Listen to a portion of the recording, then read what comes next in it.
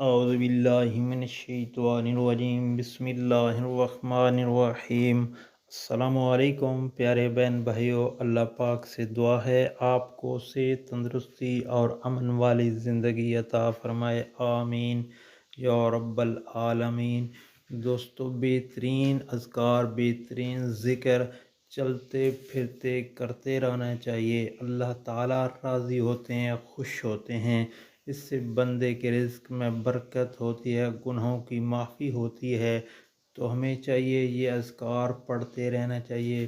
پڑھنا کیا؟ بسم اللہ الرحمن الرحیم، یا ارحم الراحمین، سبحان اللہ و بحمدہ، سبحان اللہ العظیم، اللہم اجرنا من النار، ان ربی لا سمیع الدعاء، لا حول ولا قوة الا باللہ، اللہم اغفر لی وارحمنی۔ دوستو، یہ اذکار ہمیں زیادہ سے زیادہ پڑھنے چاہیے۔